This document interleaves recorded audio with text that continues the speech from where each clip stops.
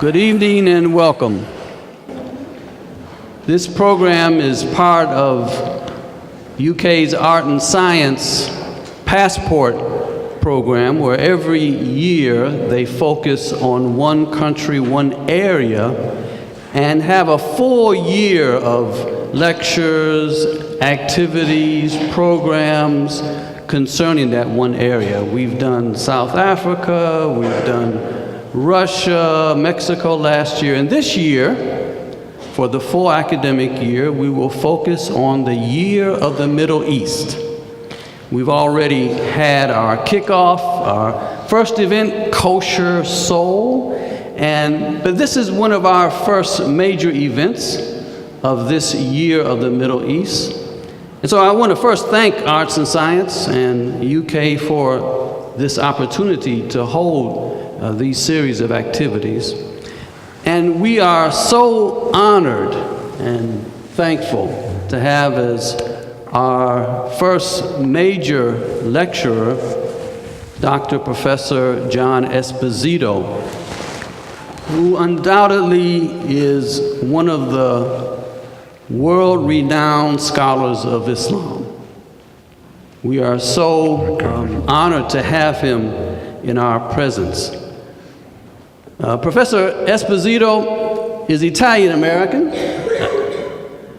Some of the things maybe you don't know about him, he was raised in Brooklyn, New York, in a traditional Italian-American family, in a traditional Italian-American neighborhood. I think he got this information from the NSA, but we won't go there. The CIA and NSA are all wonderful sources of information, John. You should know that. And he was the first in his family actually to graduate from high school, let alone college. Another thing you might not know about John Esposito is that he spent 10 years in a monastery training to be a priest, Catholic priest.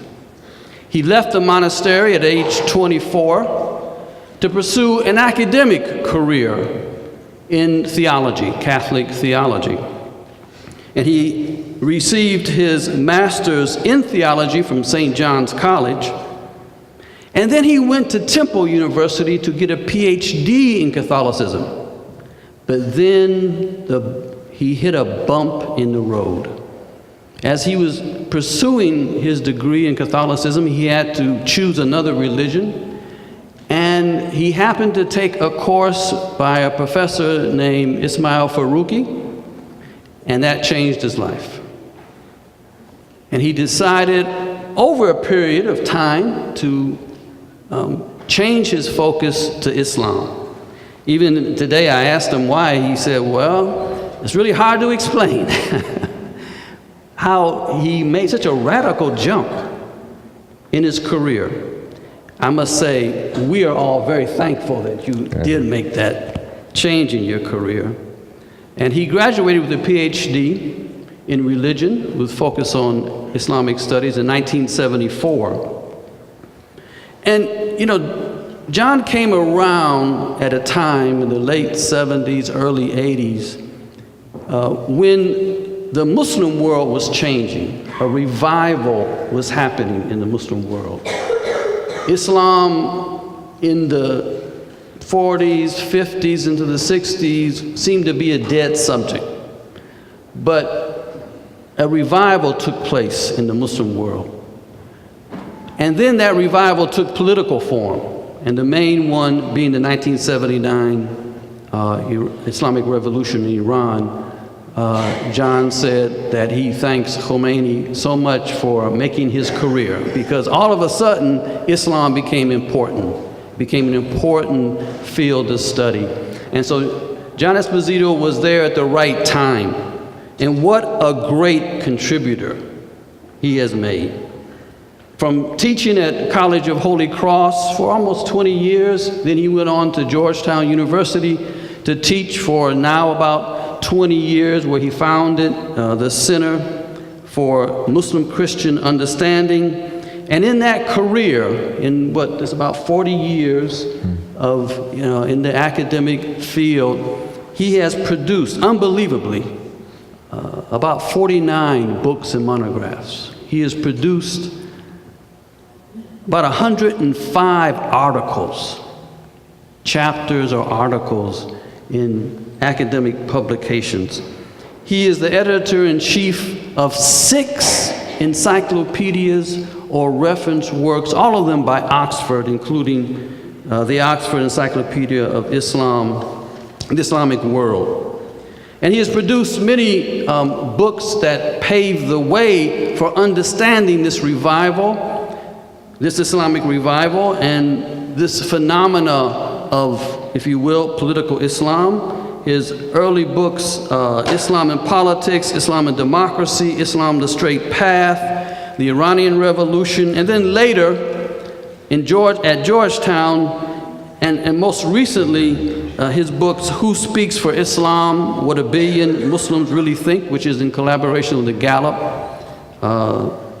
organization, and done with Dalia Mugahed. Then What Everyone Should Know About Islam. Then more recently, Islamophobia and the Challenge of Pluralism in the 21st Century. And then most recently, The Future of Islam, published in 2010.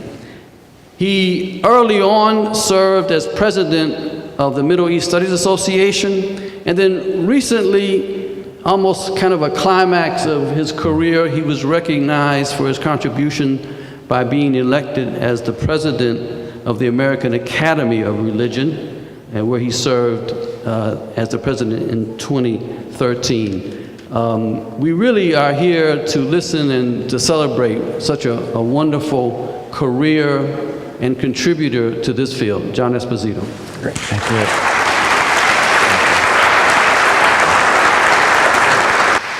Thank you. Thank you very much. That was a wonderful introduction.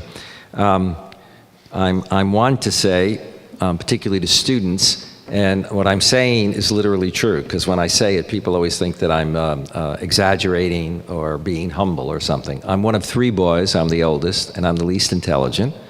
Was probably the least that anybody would expect to be an academic. I gave a talk in Maine once, and some faculty came over to me after and said, "Oh, your parents are so cute. You know, we asked them, you know, what they thought of when they saw you up there, you know, with a big audience." And my mother said, "At least he has a job. At least he has a job."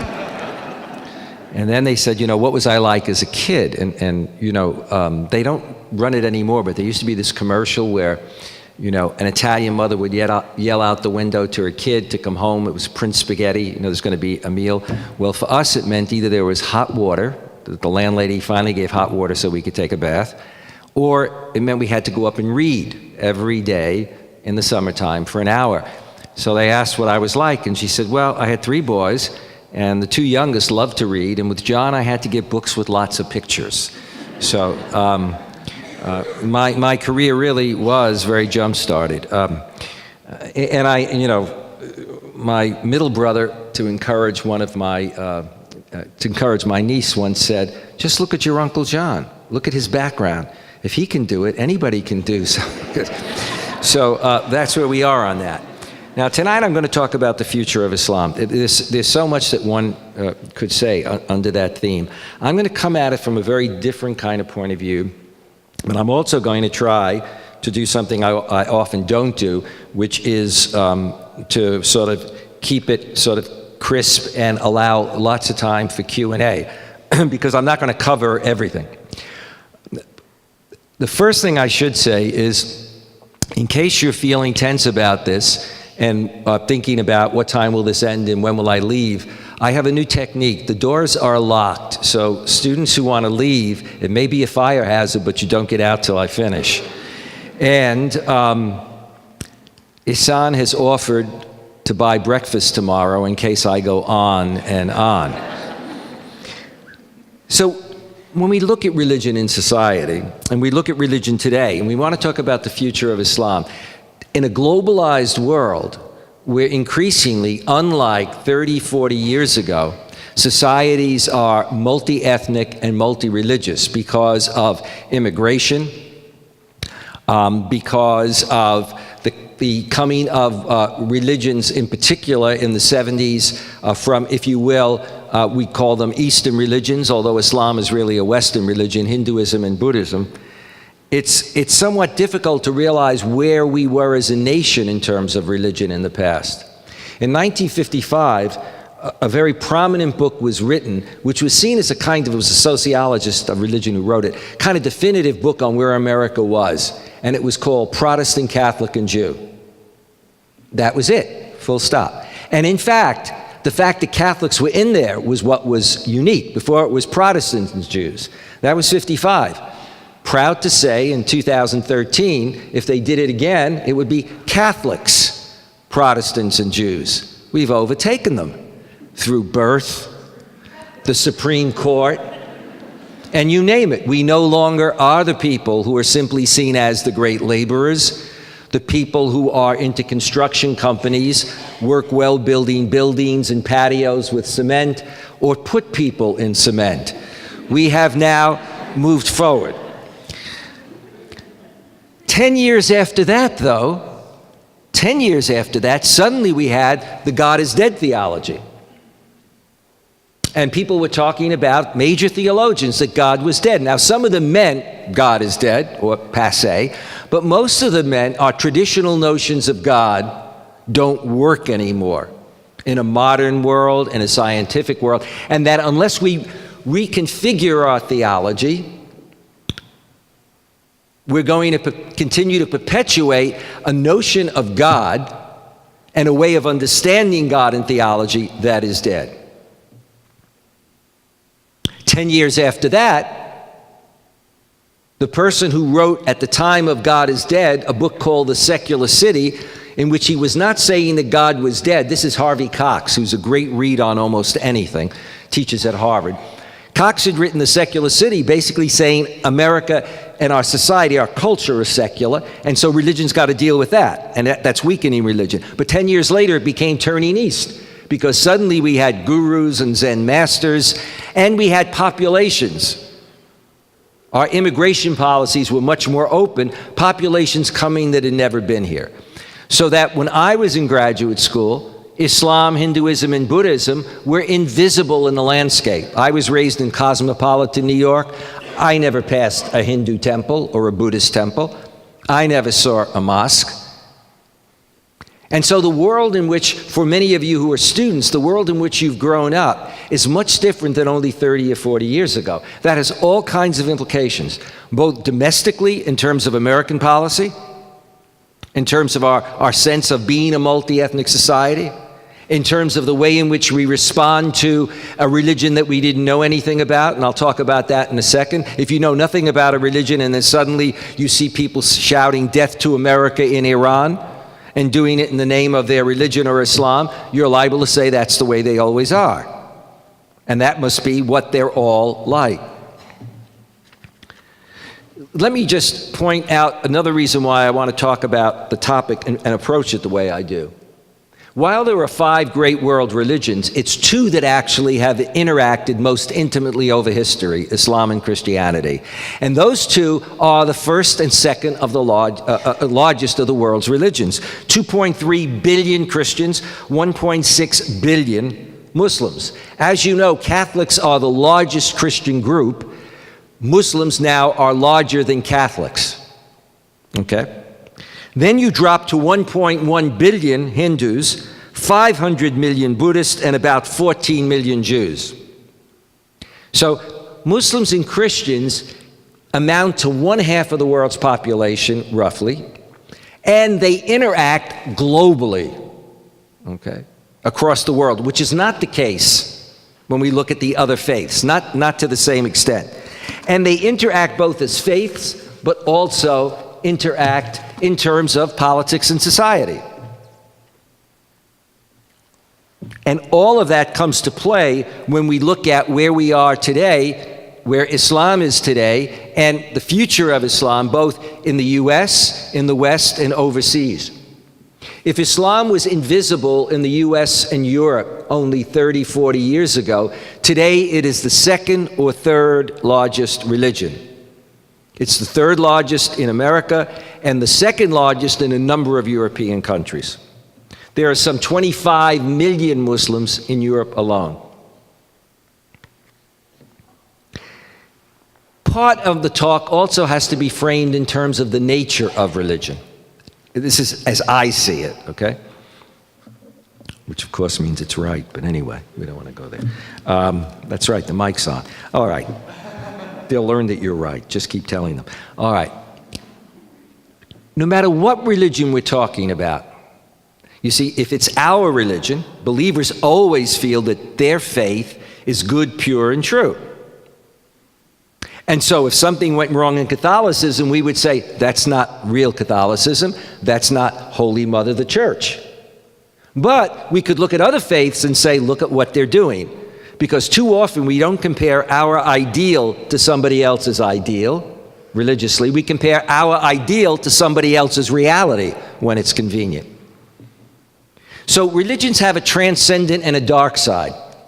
The transcendent side is, in religious faiths, there is a belief that there is something, God, an absolute, an experience such as nirvana, that is beyond our normal empirical way and consciousness and the way we live. There is another dimension of reality, as it were, that is not simply accessed through, if you will, empirical data.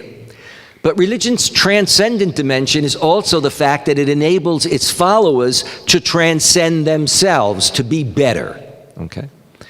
And in all faiths, there's a notion of struggling against, as it were, your sinful side or your dark side or your imperfect side or your self-centered side. As I tell my wife, being self-centered is not all that bad. But anyway, that's just a parenthetical comment. It may be because I think she thinks that's the case. But it's that transcendent side that attracts people to religion. Science answers the question, how? Religion attempts often to answer the questions, why? Why am I here? What should I be doing? Where am I going? Why is it important that I be good rather than bad? What that means then is that when we deal with religion, we have saints and we have sinners. We have those who struggle in what one might regard as just and holy causes. I don't want to use the phrase holy wars here. And then we have people who seize and abuse religion. We can talk about centuries of militant jihads, but we have to talk about also centuries of crusades and crusaders. When I first went out to speak as a young man, I was speaking at the University of Chicago, and it was chaired by Fazlur Rahman, a very prominent professor at the University of Chicago, and there were two other speakers before me. So there were like three, actually, total of three. And he said, you know, we have a young graduate student here who's just finished his degree. He's very nervous about this presentation. He also has to catch a plane. Now, instead of putting me first, I was still last. So he said to them, can we skip the first part of your talks? You know, the denunciation of the Crusades and European colonialism. Get to the heart of your talk, then it'll be briefer, and then we can get to Esposito's talk, okay? So depending on where you're coming from, we have different senses of history, our finer moments, and our grievances, and that plays out today. So let's take a look at where we are today and how we need to understand and why we haven't understood religion that well in the past, and particularly Islam. When the Iranian Revolution came along, it is true, I felt that I owed my career because I had finished my degree. I was like, again, some of you are old enough, you remember that commercial for Maytag, waiting for the phone to ring? Well, you know, the academic in the ivory tower, my phone never rang, nobody ever invited me to speak, and this was for the first 6 to 7 years. Anything I did seemed very esoteric. I was hired to teach world religions, not teach Islam, and then the revolution came along. So I owe my career, my first Lexus, to the Ayatollah Khomeini. It's quite literally true. I had only made it to a Toyota Camry, and suddenly I could jump to a Lexus. But that says something about where we were. At that time, if I sent out book contracts, and I did, you know, I sent out book proposals, 100. 97 didn't answer, 3 said, great idea, no market. Iranian Revolution came, 3 book contracts in 5 weeks. Iranian Revolution came, and suddenly government wanted to know what was going on. Our diplomats were not trained in the religions and cultures of countries that they went to, Hinduism, Buddhism, or Islam if they were in Asia. Our military were not, even though they might be engaging people. The media did not cover religion in any significant way. I used to do a program, I did the color commentary for the first Gulf War, so I knew what it was to be on in prime time, to have camera crews come to my house. Then I do a great dialogue show, Jews, Christians, and Muslims, Sunday morning, 6 a.m. And the only reason they did it is that they were required. Stations had to have community programs and religion programs. It wasn't even that the stations were necessarily anxious to do it. So our population was not acclimatized to other religions, particularly if they didn't interact with them, in the public square. Tom Brokaw, who used to do the Today Show during the taking of the American hostages, began one morning saying, "Before I give my report, let me tell you that there's a religion called Islam. It has a book called the Quran and a prophet called Muhammad." That's pretty amazing in a country that saw itself as having a cosmopolitan global worldview and an educational system. Most of us, if we went to any country in the world and you were talking to an educated class and they never heard of Jesus or Moses or the Bible, you'd be saying, "On what planet are you?" Now, if it were an esoteric religion like Jainism that for many people in those days had never heard of, that might be understandable. But to be dealing with what even then was the second largest of the world's religions. Barry Serafin, who used to be at the gate every morning to get from Miriam, the spokesperson for the Iranian students who are holding the hostages, she would begin with Bismillahir Rahmanir Rahim, in the name of God, the merciful and compassionate. That's the way Muslims begin, pious Muslims, a speech, a presentation, a letter, etc., anything important in life. And then usually there's a little quote from the Quran. Barry, after a while, getting frustrated every day, in effect said, without using quite these words, "I've got 5 minutes for this report. I want to know how they are. Could you cut out the first part?" I mean, it'd be like, I don't know what, visiting the Pope or going to something that the Pope does or somebody like him. He begins with a little prayer and somebody says, "Could we just get this going?" We only have a half hour for this program. But also think of the implications there. Jimmy Carter, as president, the day that Jimmy Carter was responding to the Iranian parliament, which said that if America repents of what it's done to Iran, meaning our foreign policy, etc., our restoration of a Shah who had been kicked out of the country and then was brought back on a CIA plane. That was a time when not only did the head of the CIA, who was the brother of the Secretary of State, and General Schwarzkopf, some of you remember him from the first, his father was a general, and that's why General Schwarzkopf was raised in Iran for a while. We brought him back. Well, 4 of us were asked to brief the Secretary of State, National Security Council, etc. And during our briefing, we said things like, I'm going in a direction that I didn't intend to do, but I think I'm doing really well. I just thought I'd tell you that. I go with sort of on inspiration. So 4 of us that day said a couple of memorable things. Number one, we pointed out that in Islam, repentance doesn't mean confessing your faults publicly. That kind of guilt. In my tradition, we call Catholic guilt, that what it means is sin is when you depart from the straight path of Islam. Repentance is when you get back to the straight path. If you stop doing what's wrong, you do what's right. Just hold that in your mind for a second. The other was I talked about the influence of Ayatollah Khomeini and the influence on youth of a man named Ali Shariati, who was Iranian. His father was a religious leader, but Shariati had a PhD from the Sorbonne and was very much into interpreting Shia Islam in terms of issues of social justice, changing an authoritarian ruler, therefore, etc. So one of the fellows from the State Department And not everybody at State was like that, but this guy was fairly seasoned. He pointed out that he had served in the Middle East for 25 years. He said, we have to get Ali Shariati. We have to find him. Tell us where we can get him.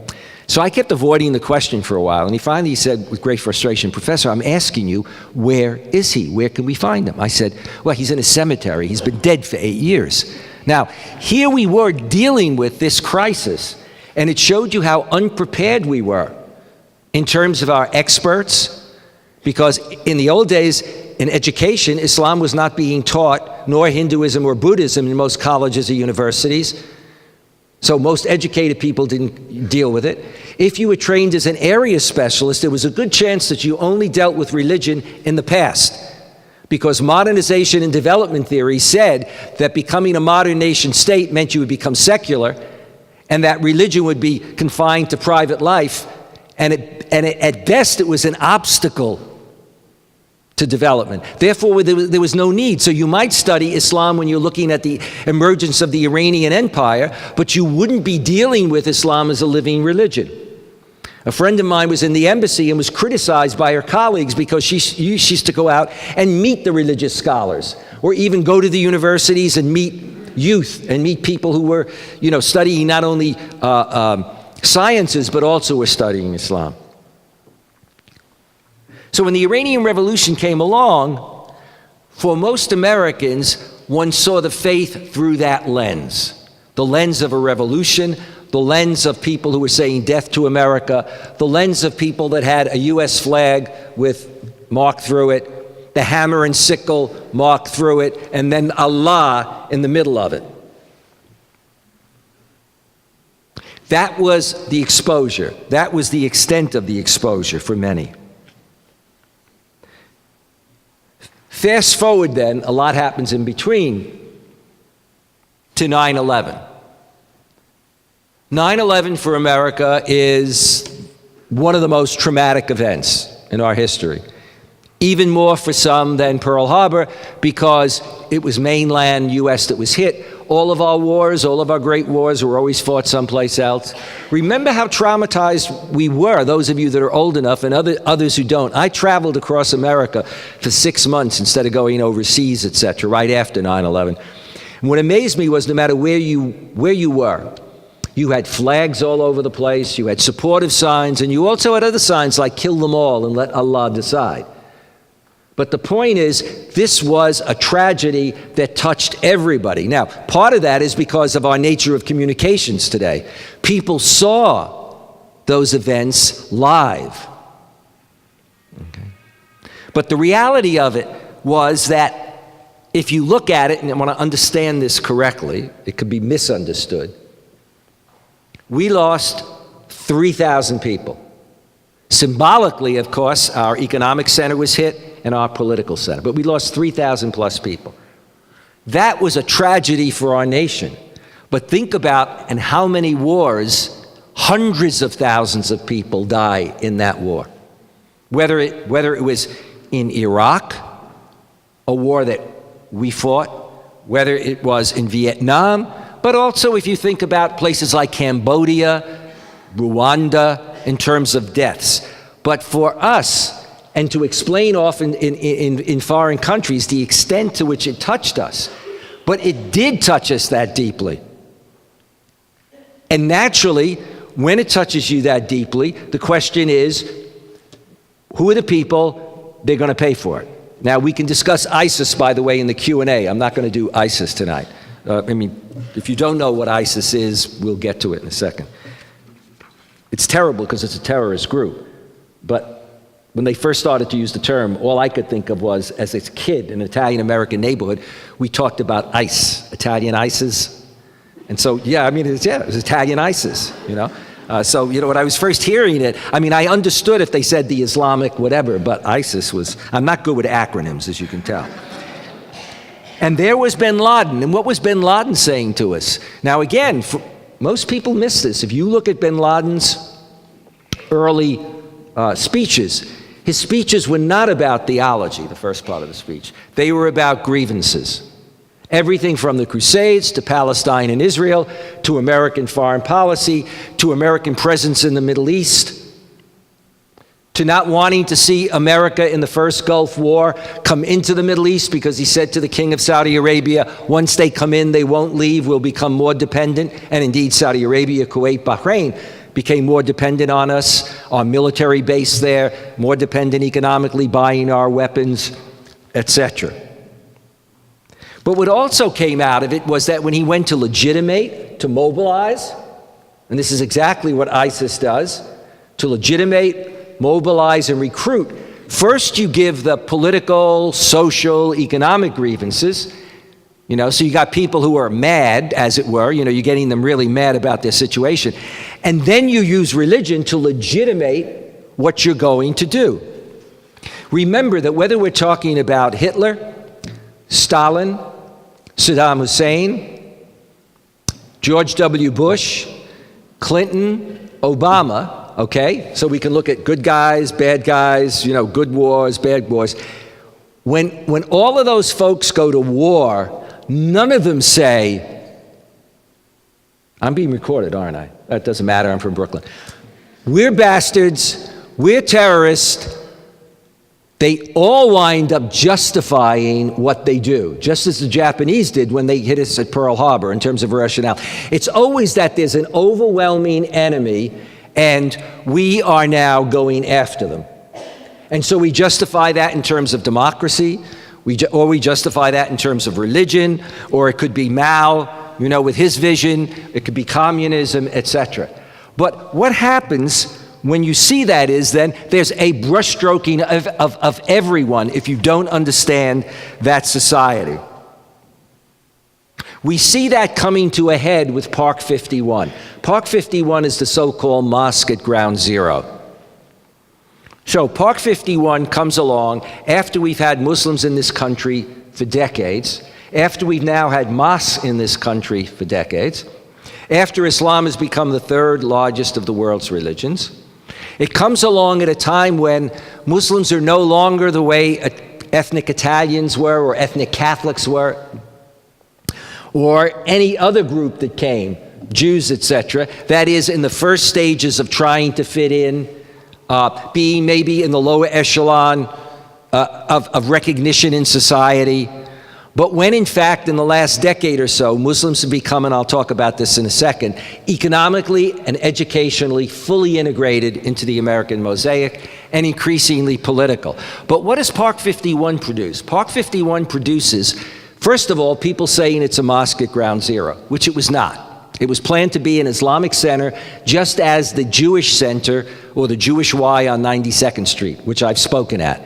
It's a massive Y. It's been there for decades.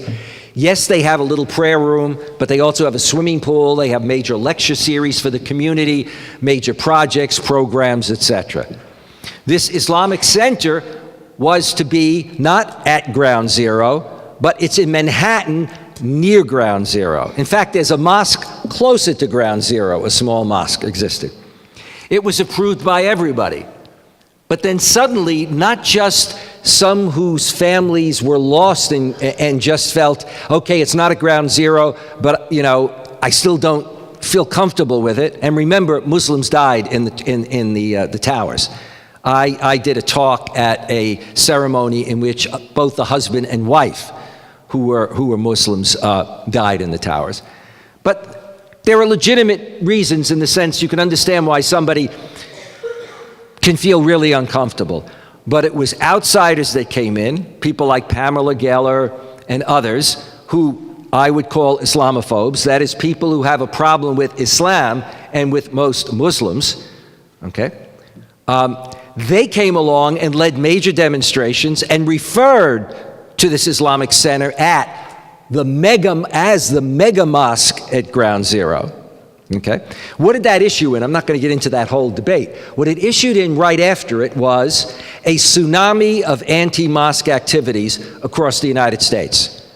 Mosques being victims of hate crimes, vandalism.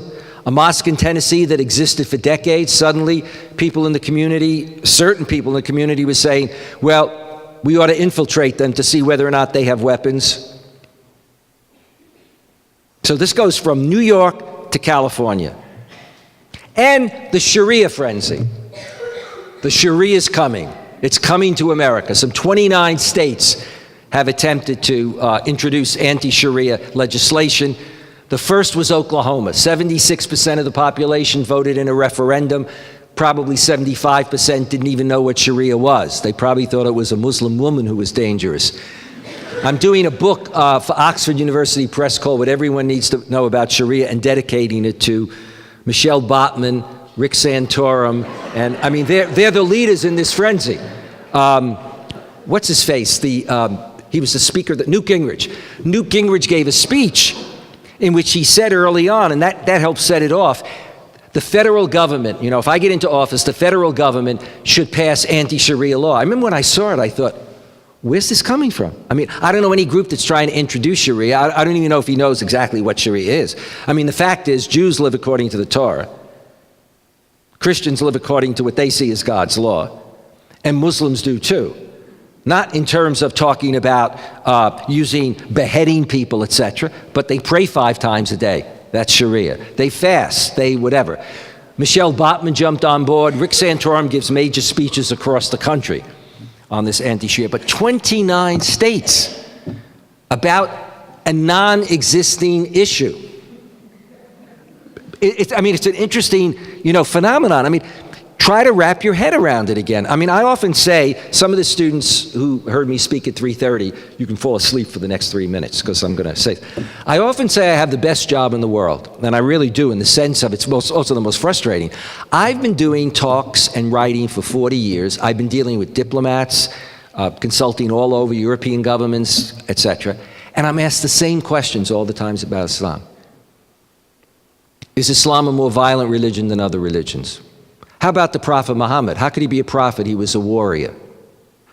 David, let me guess. Joshua, let me see.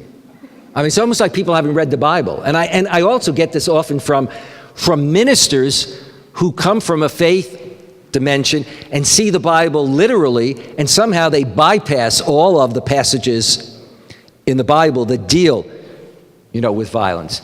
What about Muslim women? Well, what about Muslim women? Let's talk about, what about Western women until recently? When I taught at Holy Cross, I was teaching a course. Now, this was 23 years ago, and a student shaking his head. And he's in the front. I said, what's the problem? He said, you're talking about issues that your generation solved. Race, gender. This is 23 years ago. This was a bright kid, All right. So, there we are with Park 51 and the fallout from Park 51. What does that reinforce when we talk about the future of Islam in America and in Europe? It makes us think about the issue of, is there a problem in Europe and America?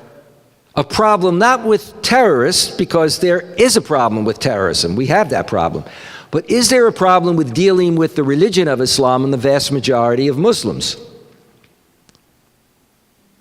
Well, again, if you look at events that are occurring, for example, I don't know how many of you know this, there was something on the internet about 3 days ago, which then got pulled, but now I've retrieved it, put out by a Christian pastor who runs a Christian group, in which he basically said, he was writing about ISIS, and he said, ISIS equals the religion of Islam. It's no different. It's like Franklin Graham saying Islam is evil, okay? ISIS equals the religion of Islam. Muslims have always killed people through the centuries. The choices they always gave was conversion or killing. So what can we do? Well, we have 2 choices. Conversion, but it doesn't quite look like it, or killing them all. When accused of advocating genocide of 1.6 billion people, suddenly that piece got pulled. But the fact is, that kind of thing is out there. Now, can you imagine saying that about Jews? African Americans today? You might have been able to say stuff about African Americans and see it in the media when I was growing up. But editors today would not print certain kinds of things because they know they could be accused of being racist or anti-Semitic or even anti-Catholic, etc.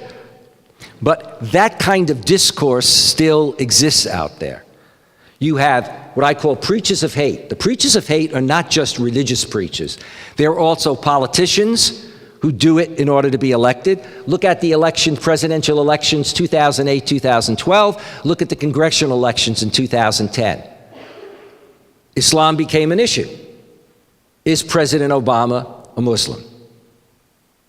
Raised a Christian, says he's not a Muslim, but he's Barack Hussein Obama. Then the birther question. Then you provide the documents. I don't believe the documents. President goes to speak in New York, and in relation to Part 51, he does not advocate the building of the center, but he says in America, every group, and certainly every religious group, if it gets clearance from the local community, if it follows the laws, can do what they want. The next day, you see a spike of 10 to 12% more people who are convinced he's a Muslim. A poll done recently, you have a large percentage who not only think he's a Muslim, you have a large percentage that aren't sure whether he's not a Muslim. And then a smaller percentage that says, no, he probably isn't. This is really bad, what I'm going to say. But I have a black sense of humor. By black, I mean dark. President goes on the Colbert Show after he leaves office.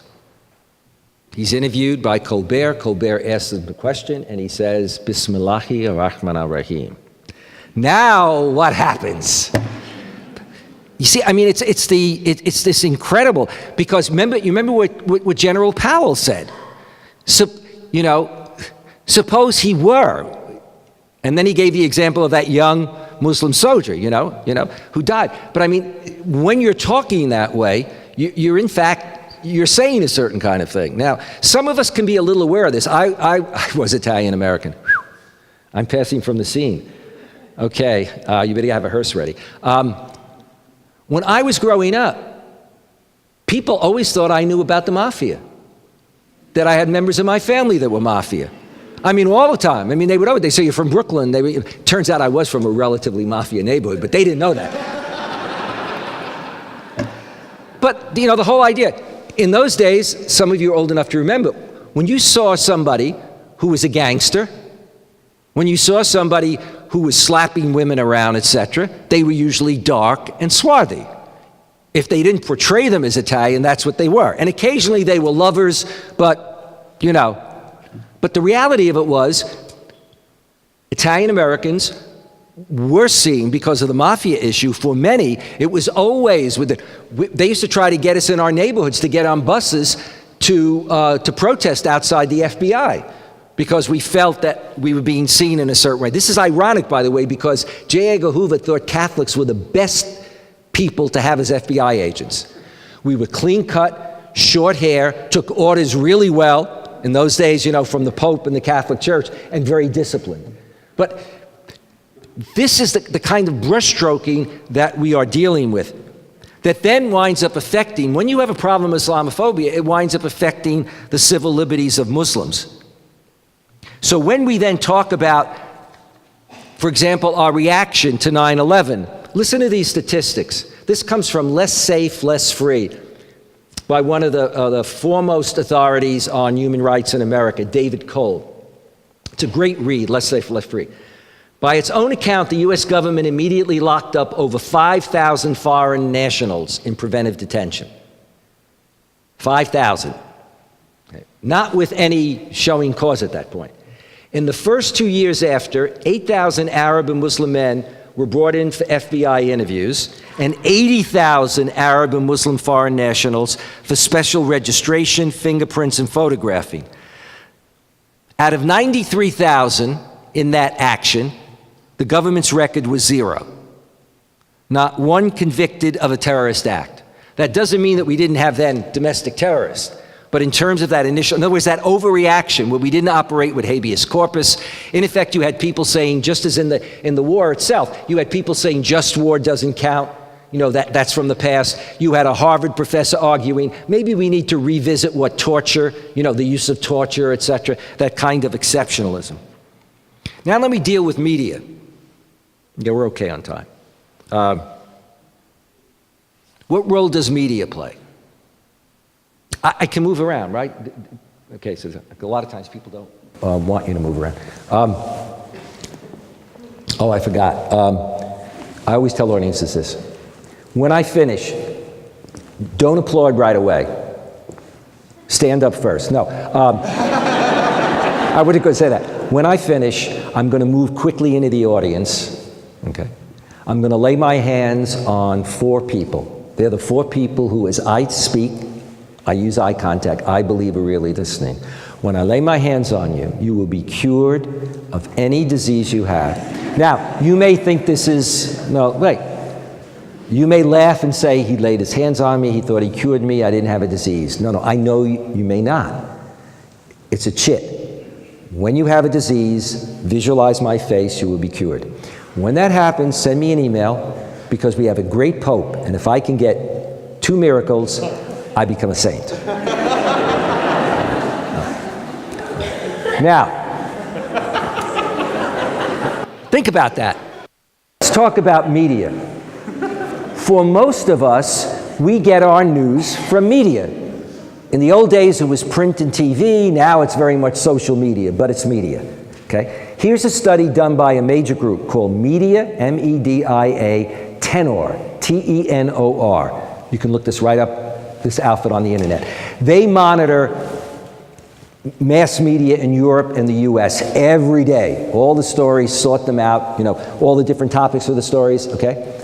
In 2001, they looked at 975, they looked back at 2001 and at 2012.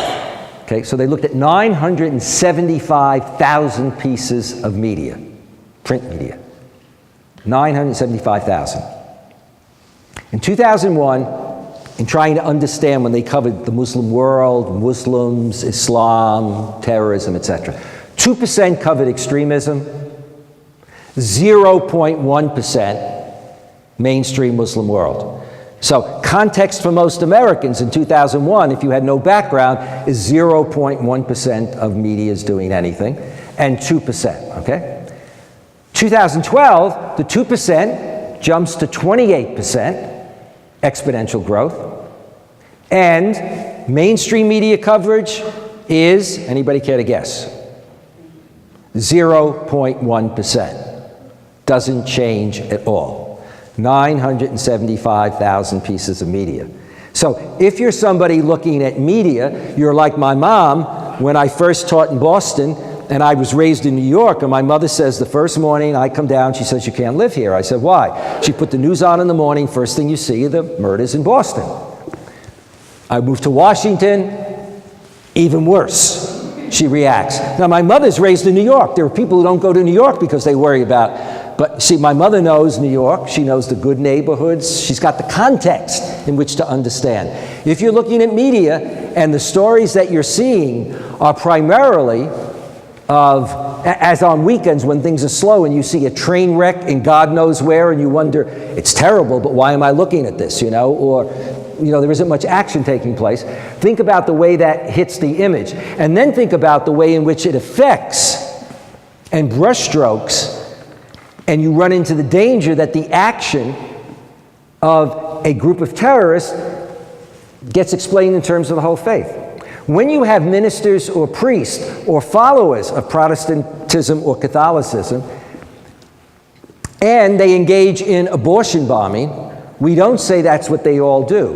When you have cults that are started by Christians or Jews, etc., we immediately distinguish that from the mainstream faith. You don't say, there go those Catholics again. There go those, whatever group that group belonged to. But we still are not able to do that after these years. Yes, we have terrorist actions, but we're not able. Look at the Balkan Wars. Religion was used in the Balkan Wars. Catholicism by the Croats, Orthodoxy by the Serbs, who were responsible for Srebrenica, the thousands of people, the genocide that took place in the Balkans. But we didn't sit back, and as those of us that are Christian and say, it's legitimate to say that's Christianity. They may have been told by some of their priests, that this is what you should be doing. So in terms of the future of Islam in Europe and America, one of the things that we do see is an exponential growth in what we call Islamophobia. That's anti-Islam or anti-Muslim. That doesn't mean being critical of Islam. You can be critical of Islam as long as you've got, reasons for it. You can be critical of Islamic practices. You can be critical of, but it is a bias, it's discrimination, it's engaging in hate speech, which can lead to other kinds of incidents. And we've seen that. Look at the number of Sikhs that have been attacked or killed because people think that they're Muslim, which is interesting. They're not even saying what they're saying is we think they're Muslim, and if they're Muslim, that means they're terrorists. You see? So that's one of the challenges of the future of Islam. But the future of Islam is also Islam itself. So I'm going to go for about 10 more minutes, okay? I love listening to my voice. It's just, you get to an age where, why listen to anybody else's voice? I mean, my mother said I didn't like to read. I also have my own version, not seriously, but I can't pay attention to most people. It's just, I don't know what it is. But I'm riveted by myself.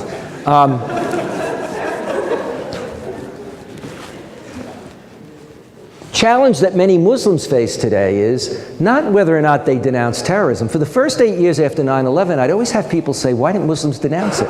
You can go on websites. University of North Carolina has a whole website on this. From 9/11 on, in the New York Times, 1 week after the attacks, there was a full-page ad, put out by a Western think tank, but with all prominent Muslim leaders denouncing the acts of violence. ISIS being denounced. But you don't see it in the media. If you look on the internet, you can find it. These statements go out. Media tend not to publish it.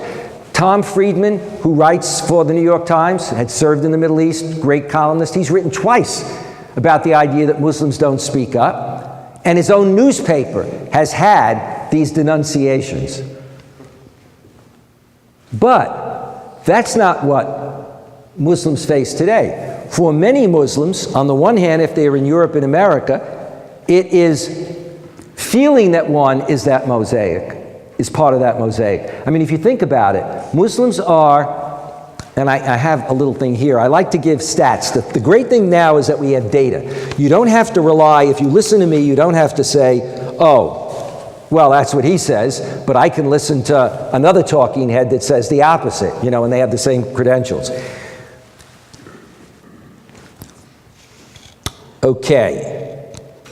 4 out of 10 Americans, no, we'll skip that. Let's look at a Muslim profile. Muslims span the professional profile.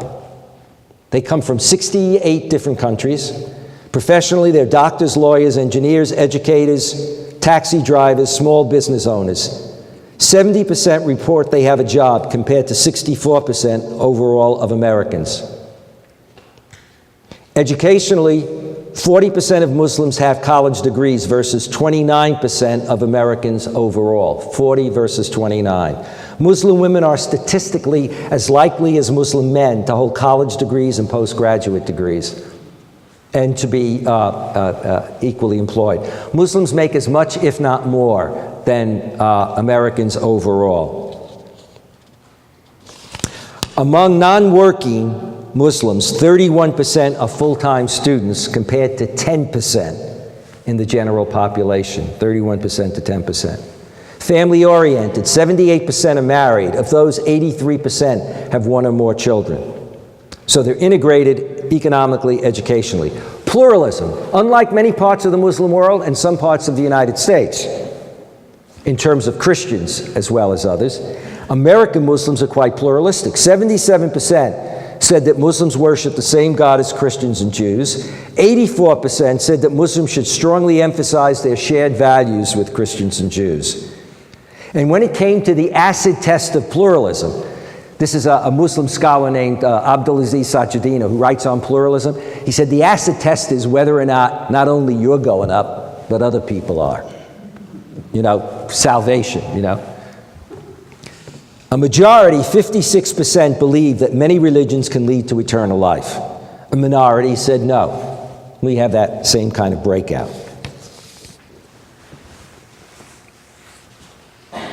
in a study done of foundation money and giving, it was discovered that in a 3-year period, 2008 to 2011, $119 million went to people who some of us would identify as writing Islamophobic literature.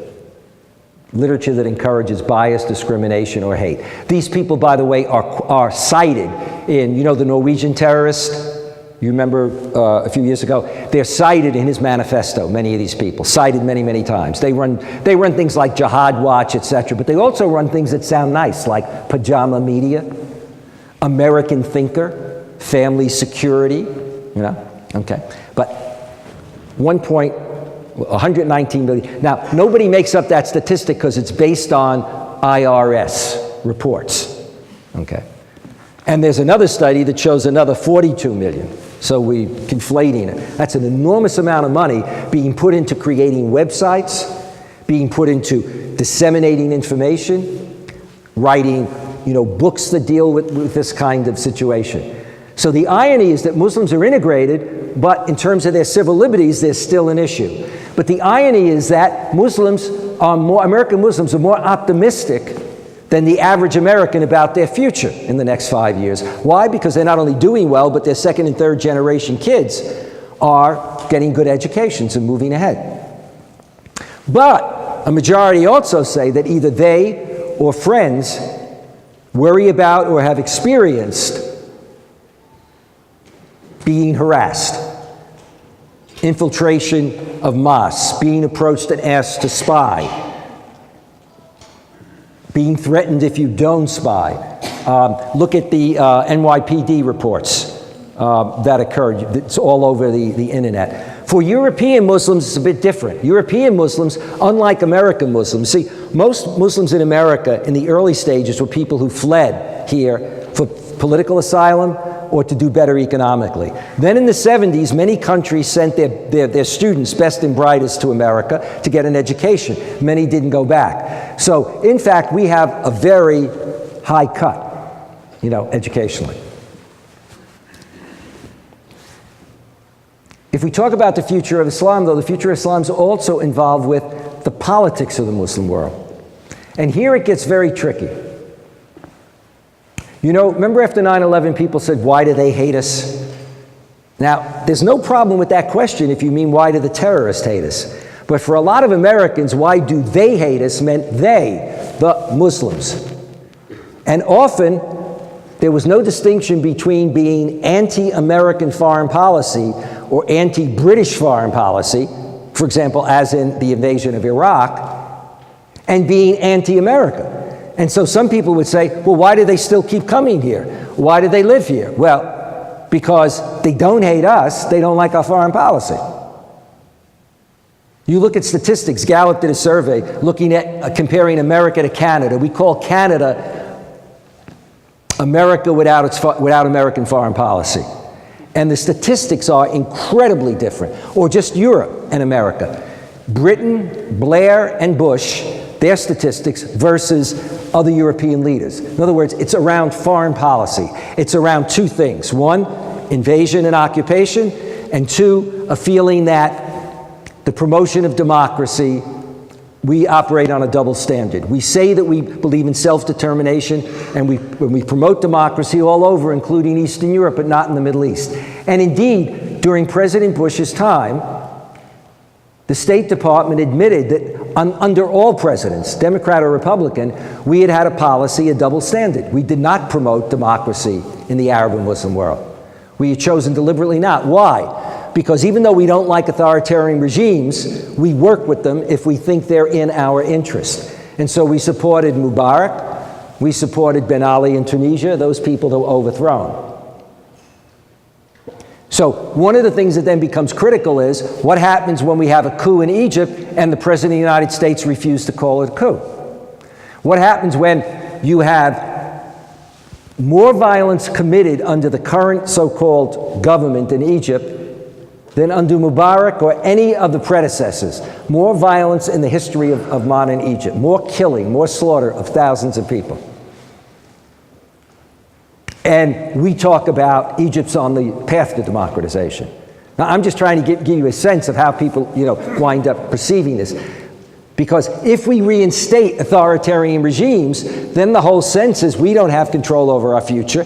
We dislike, at a certain point, our government when we get to that point. And then we're not only going to dislike our government, we're going to dislike a government that supports our government, a government that trains our military, that provides weapons. The challenge that Muslims and Christians have, and this is where I'll bring my talk to a close. The challenge that Muslims and Christians and Jews and Americans in general have, and atheists have, is whether we really believe in our principles and values. Do we believe in self-determination? Do we believe in democracy? And do we really believe in pluralism? Political and religious pluralism. For many believers, and certainly for some Christians and Muslims, traditionally, there was a sense, if I'm right, then everybody else is wrong. For Christians and Muslims, there was a sense of a universal mission, each faith.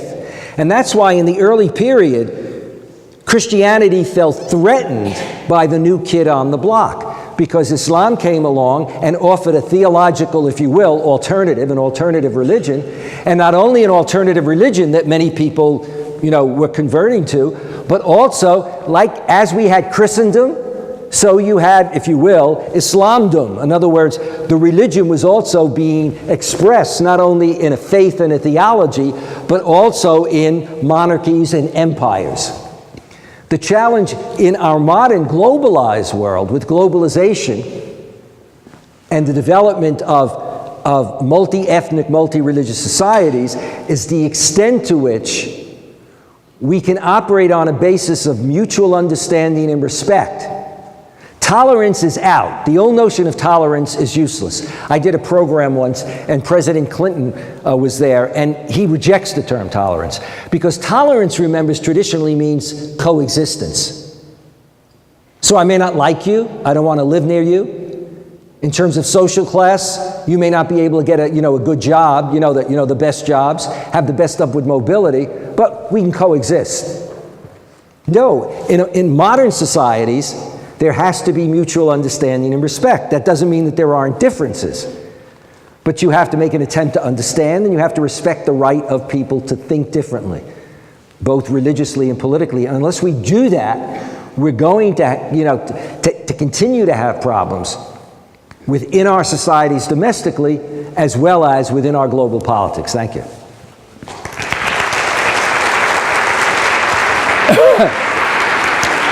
I don't know, I went in a different direction. So.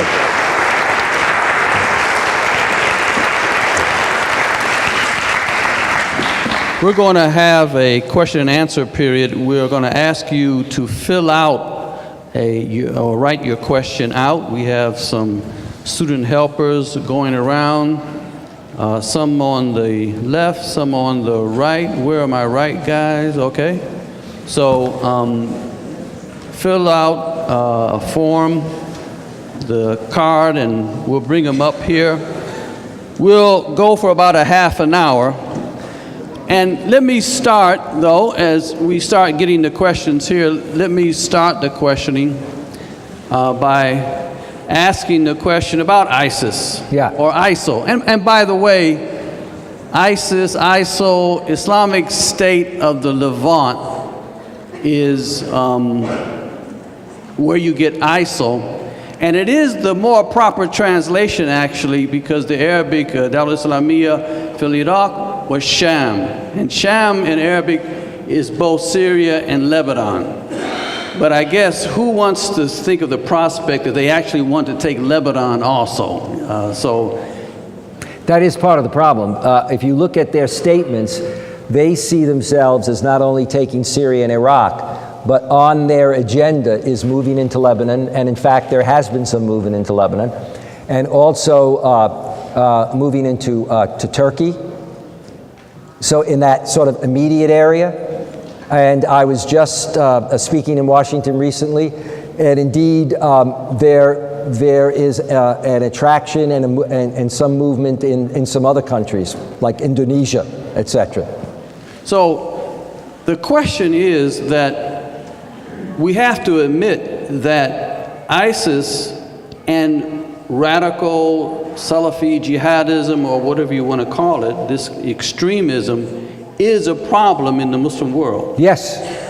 How do you understand that problem? And the big question is, what should our policy be? After all, we did ask Obama to postpone his talk to 9 p.m. so we could respect John's talk. I called Michelle. It was no problem. And he agreed, so you're not going to miss President Obama's presentation of his own strategy. But what would be your advice to how to Well, the difficulty we have with ISIS, I mean, first of all, when you have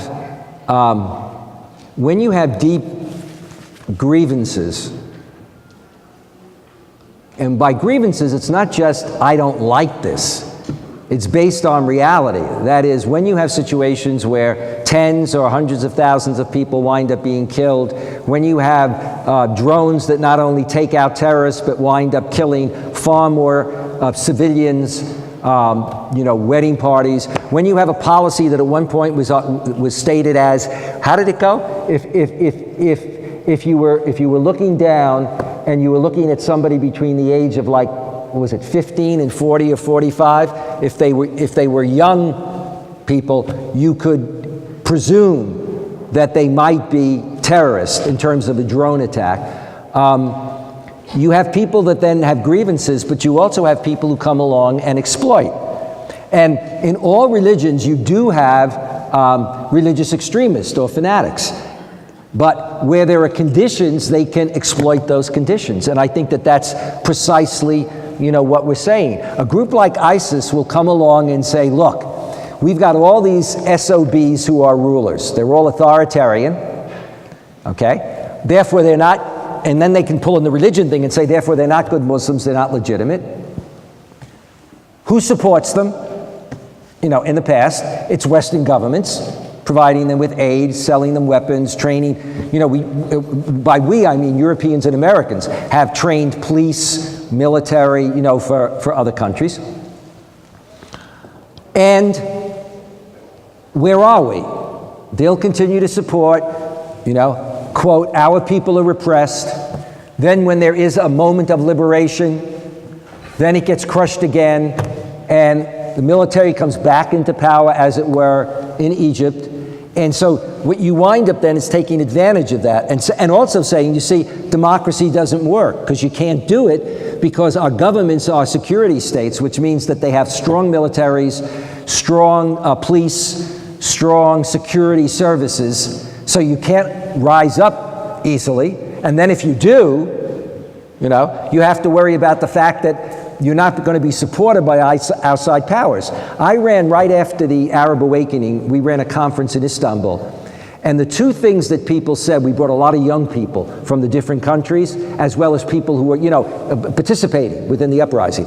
The two things they were concerned about were, number one, what they call the deep state. In other words, how are you going to change? As one of them said, they said, when the French Revolution occurred, all the bad guys are rounded up and they're guillotined. 40,000 people were beheaded post the French Revolution. You're talking about beheading, okay? In other words, the bad guys get rounded. They said, in our case, we've driven out rulers, but the bureaucracy, the main economic players, the military, the courts, are all people who've been, supplied by the other side. So they worry about the deep state. And then the other thing was, how about the West? Will the West accept, or will they actually support a counter coup? And so I think an outfit like ISIS works off that. And then domestically, they work off also the fact that a Sunni-Shia rivalry. In Iraq, remember that in Iraq, you had a ruler who was Sunni, and the Sunnis are the largest number of Muslims in the world, some 85%. Shia are about 15. But in Iraq, Sunnis were a minority with the elite positions ruling over Shia. And so there's a deep animosity there, and Sunnis felt completely disenfranchised by the last prime minister, who was Shia. And so that's where ISIS could look for support from Sunni villages that would support them in both going after the Shia, but also talking about empowering the Sunnis. So there's no doubt that that's part of the challenge. The challenge the president has is, what do you do about, what's your action going to take? What kind of military action?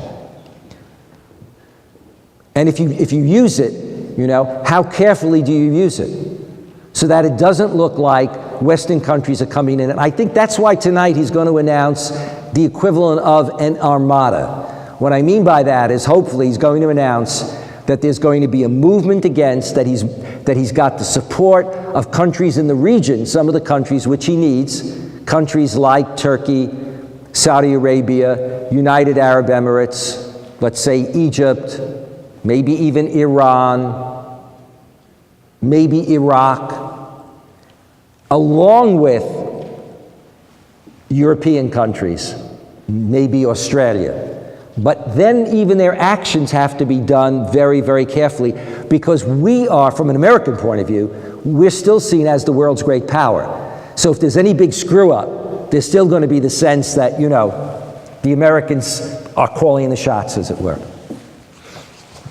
Kind of a follow-up of that, we have Boko Haram in Nigeria. You have, of course, Qaeda, which doesn't seem to be going away. What's the prospect of them? You talk about the future of Islam. Yeah. What is the future their future? What's happening? As long as you have conditions that combine, from my point of view, authoritarian governments, and you know, that phrase doesn't really sink in. About 20 years ago, I was on a panel in Washington, and I said to my colleagues, do you realize this is the first panel that we've probably been on as professionals who deal with the Middle East, where we were talking about democracy in the Middle East?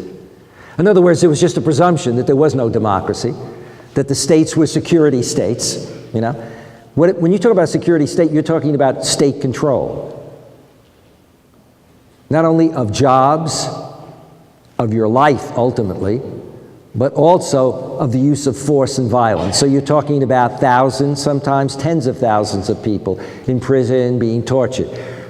You also hold back the development of education. Until economies are strengthened, until you have, you know, greater education, these groups will continue. Terrorism is with us. The question is not whether you can eliminate it, it's whether you can limit and contain it.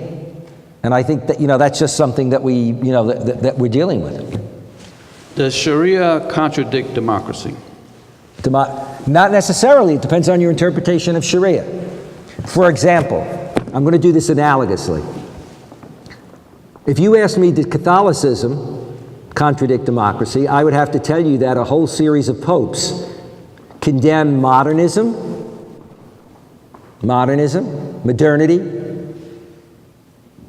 democracy, notions of women's rights, I mean that is equality, and freedom of speech in terms of free media as anarchy.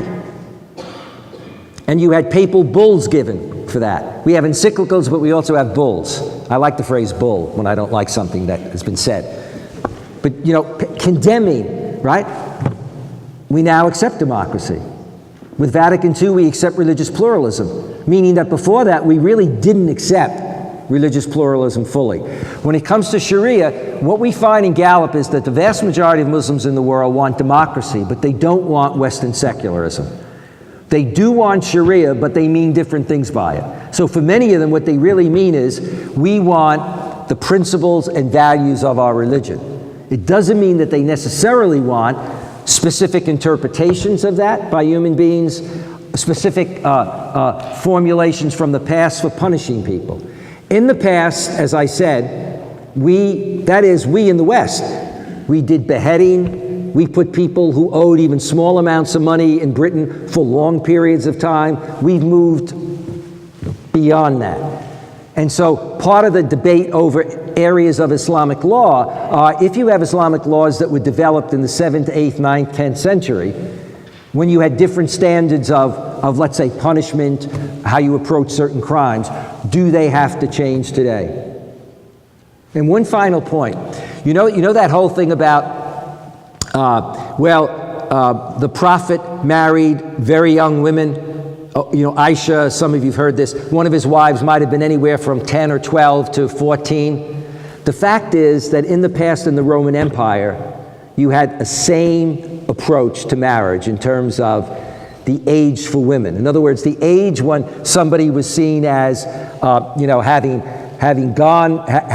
entered in or gone through puberty and could now conceive and get married, etc. You move into a different situation. You move into different cultural situations, and then one talks about changing, realities. Can you have Sharia and democracy? I think Tunisia is a perfect example of it. The Islamic movement there won. They implemented democracy. They not only implemented, they announced ahead of time that the president would not be a member of their group. They announced that if they were elected, they would bring in the next 3 political parties that were socialist and secularist and don't like them at all. That's worked out. But it all depends on what your interpretation is. Many of the questions asked, how can we better promote mutual understanding and respect of Islam and Muslims in America?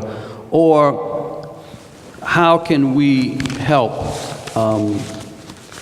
address the issues of Islamophobia and misunderstanding that is also often portrayed in classrooms? I think, there's so much, I can't talk when I'm sitting. I'm sitting on my brains.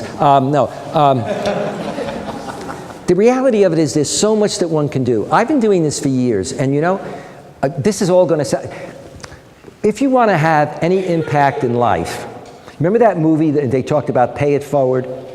Some of you remember, okay? I always say, if you want to be useful in life, if you go through tough times and then you're blessed and you have a pretty good job, or you're in a position to help somebody else because somebody helped you, or you have some money and you can help them, you pay it forward. But you can't do what everybody else can do, even when you're talking about paying it forward. You're not Bono. You're not, some mega wealthy person who just walks in and says, we all in our everyday lives have a way of paying it forward. There are people who are lonely, there are people who are sick, there are people who just want somebody to come and talk to them. There are things like, delivering, food to people. And people can do that and make incredible contributions, and they don't get on TV. They're not somebody who can say, I've got 100 million and I'm going to give 10 million tomorrow and it's going to be in the newspapers. The same thing is true with cultural understanding. I speak at universities, I speak to groups, and then I go back. And it's amazing how many people come up to me and they'll say something like, I heard you speak 10 years ago, and you suggested X and Y, and some of us went out and did that. Whether it's a career, or I said at one point to a group, I said, develop a book club. There are book clubs all over the place, where people in a community, men and women, or sometimes it'll be women who are at home during the daytime, they get together and they read a book, they discuss culture and religion, they get to know each other, they get involved in their communities, they get involved in each other's mosque or church. And when you do that and then there's a crisis, when somebody attacks a mosque or whatever, and we've had incidents of this where suddenly people come out of nowhere who aren't Muslim and help out. At universities, get speakers, get interactive programs. Not only have courses, have discussion groups, and deal with hard issues. One shouldn't be afraid to say, look, I have nothing against your religion. I know most Muslims are okay, but how come there are so many terrorist groups? How come there's so much violence? Now, I have a weak-kneed answer to some of that. If you had 10 Northern Islands and Southern Islands, you'd be saying, what are those Catholics doing? If you had 10 Israels and Palestines, you'd be saying, what's going on between all of these people? In other words, when you look at an area, okay, those areas are one country, or vying over, whether it's one or two countries in Northern Ireland. Okay? When you're dealing with some 35 or 40 countries across the world that are very diverse, that have had authoritarian regimes, that have a legacy of European colonialism, okay, that's part of it. Also, people are responsible for changing their own future. But how do you change your own future if you're functioning with an authoritarian regime where you can't have political parties, maybe, where you can't organize? In the new democracy in Egypt, you cannot meet and talk without permission from the government, even in the smallest possible groups. You have no access to television. You have no access to, and it affects the educational system. If you don't have a good educational system, if you don't have a good economy, all of those things come to play. But in discussion groups, these things can be honestly raised because one should be able to raise that. You know, being culturally sensitive or religiously sensitive doesn't mean I don't want to say anything because that could upset the other person. But let's face it, it is sensitive. In our culture and religion today, it's sensitive. Look at Shout Television. Look at O'Reilly. Look at Sean Hannity. And look at some people on MSNBC. It's attack television. And in attack television, there is no mutual understanding. When you have attack television, and when you have attack media, and when you have attack social media, then you don't have that. And I think that that's part of it. Question about Egypt. You called the overthrow of Mohammed Morsi as a coup. The writer of the question says that only the Muslim Brotherhood in Egypt believes it was a coup. How do you... first of all, go over your understanding. That's not true. Let me just make this very clear, okay?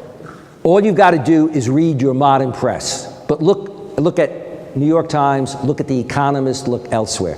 One of the new things that's happened now is that many of the young people, many of whom were part of the original Tahrir Square, many of whom actually initially supported intervention, are now being imprisoned by the current government, are now being imprisoned.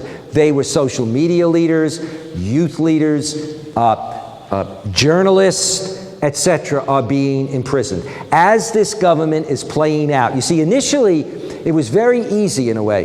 What you do is you target and you pick one group, and you don't just say they're really bad politics, you say they're terrorists, which, by the way, has never been proven. In fact, the Muslim Brotherhood functioned for 30 years when they came out of prison and rebuilt themselves for 30 or 35 years, okay, in which the government arrested thousands of people. This is all, the great thing today is you have access to all this information. Imprison them, torture them, prevent people from running for office, etc., and never return violence for violence, okay? So, you can say Morsi was a lousy leader, okay, if that's what you believe. But the way we get rid of lousy leaders is through elections. A representative of John Kerry, the Secretary of State, a woman ambassador, was speaking before our congressional committee. And she was, the person said, how come we don't call it a coup, the member of Congress? And then he said, and how come we support what's going on now? You're saying they're on a democracy path. To which she said, well, we're supporting the fact that so many people wanted to see Morsi out. To which he said, I can think of American presidents that had the same problem. The stats on George W. Bush, for some Americans, the way he was elected, let alone at times when his stats went down, Obama in the last couple of months, what's the threshold? When a president drops below 40 or 30%, do we then say the military should step in and we should come in? And who's really come in? Your general retires, the military and the courts are completely controlled, and in fact, if you look at human rights reports, major international human rights reports, so it's not just dealing with the question of the Muslim Brotherhood, per se, and that's part of the problem. I mean, it's part of the problem. If we don't have an informed public, then we'll believe whatever some congressperson says, however right or wrong they are. I mean, Michelle Bachmann jumped on a plane, went to Egypt with a couple of other congresspeople, and said to the new coup leaders, we're here representing the Congress. She wasn't representing the Congress, she was representing herself as a congressperson, giving the impression, we America coming to you and saying, yeah, we support what you're doing. I think those are the things, It's information we need to get out. It's getting information out. And so I really think that everybody in this audience can do something if you want to do it. Even if you're a private person, there are certain things that some of us don't do. Just learn more yourself so you're a more informed citizen, so that when you go to vote, in the old days, we'd let it go. After 9/11, Joe Biden, our vice president, who was head of the Foreign Relations Committee, asked myself and somebody else to come in, and I didn't know Joe Biden. I haven't seen him since then. I'm not dropping names here, okay? Although I played basketball with Obama. No. Joe Biden asked us to explain what was going on, and after it he said, which is very interesting, Biden is a very self-assured person. Very bright, very intelligent. He said, I have to admit, and I got this, right after 9/11, I briefed a whole mess of congressmen and senators, and Lugar was there, and Kerry was there when they were senators. They were all in the audience, okay? Why were they there? Well, for the simple reason of what Biden said. For most of our senators and congressmen, they're very busy people, so they have a staff. The staff does research, they give them the research, they tell them what position looks good, they give them a rationale, they read it, they go, and they represent it. And so one of the things he said is, I know nothing about the Middle East. In depth, he said, I know Europe really well, because we really deal. He said, when it comes to Islam in the Middle East, didn't know much. And the kinds of questions I was getting from Kerry and some of the others, and Lugar, who are informed people, but when it came to the role of religion in politics, they just weren't, they weren't, on top of it. So everybody can play a role in wherever you are. You can just use your imagination, whether it's to be a more informed voter, whether it's to put together a discussion group, whether it's to, get yourself into more multicultural situations. It's like the civil rights movement. There were people who could march in streets and deal with that. I don't just mean African Americans, I mean, non-African Americans. And there were some people who just knew they couldn't do that, but they could support it by writing columns in newspapers, they could support it by, you name it. Let's just do two more, because they've been very patient. One more. Many, many great questions, but we just don't have time. A few of the questions asked about the fact that there are Muslims from America and from Europe who are joining ISIS. Yeah. Who are adopting this terrorist mentality. How do you evaluate that danger? Yeah. What to do? I think that is a danger. I was a member of the European Commission's, I can never remember this. I even have it on my CV and I can't remember. The European Commission's, the equivalent of Commission on Radicalization. There were two Americans that were part of that. So we were looking at the European situation from about 2004 or 5 to about 2008. 4 different countries. What radicalized youth. Then you've got the American situation. Remember I said that you've got different socioeconomically, your position in society, okay? That means you're going to have much more alienation in Europe, right? If in fact your grandfather, when a lot of people came to Europe, they were workers who were welcomed as workers and weren't expected to stay. And what a lot of the workers who came, they were workers who came to work and didn't expect to stay. And they were workers often from rural areas coming in to do the more menial jobs. Okay? Now you stay and you need to work your way up. The society wasn't prepared to deal with the kinds of things that you need to deal with to help people get the skills, the education, the skills, but also to make your own society multicultural. Remember, many European countries were basically white and one language, maybe 2. And so suddenly now to deal with people who represent other religions, other cultures, and absorb them, and who also are, let's say, less educated. So then what do you wind up thinking? I grew up as an Italian American in which the image was that we were not people who were going to go to college or university, or certainly we would go to Catholic universities, but not that we would be going to a Harvard or a Yale. And you can read, there are statistics on this with regard to Harvard at a certain point, where Jews and ethnic Catholics, and this is true for other groups too, okay, had problems getting into these places because there was a presumption that they just look at your pedigree. Oh, your parents didn't even make it through high school? Or, you know what I mean, that whole kind of situation. So part of the problem that you see is that, for example, in some situations, in some countries, you have young people who feel alienated. They're not making it in the system. They read the newspapers. They see what on TV, what Islamophobes are saying. They see what the first woman, Muslim, to hold a senior cabinet position in the UK, and who's also a member of the House of Lords, Baroness Wolsey, said, which was, and it caused a stir in England. And she was minister for like ethnic and religious minorities. She said, when it comes to Muslims, Islamophobia has become acceptable dinner talk. People went bananas. Because, she was sort of saying, do we have Islamophobia? Acceptable dinner talk. It's like some of us who are older remember in some of our families, there could be racial slurs or anti-Semitic stuff that would just be said, and nobody at the table would look, It caused a stir. Okay? All right. She herself, who's a member of the Conservative Party, remember, okay, resigned recently her cabinet position because she disagreed with her government not being more proactive on what was going on in Gaza. Okay. Now, she's an elite in the society. Now you get kids who aren't making it, and they're looking at the newspapers, they're looking at the media, they're seeing the way in which they are portrayed as a people, and they don't have to be particularly religious.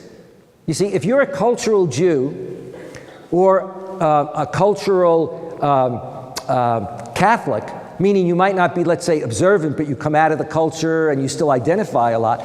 If somebody's ridiculing who you are and saying you're second class and brushstroking everything, you can become alienated. And a lot of folks get caught up in that.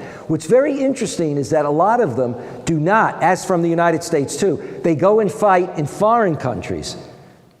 So you had young Somalis who went to Somalia. They didn't turn on their own community.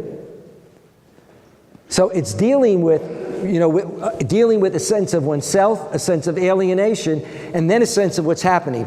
And I'll end with this. This is Gallup data. Why do they hate us?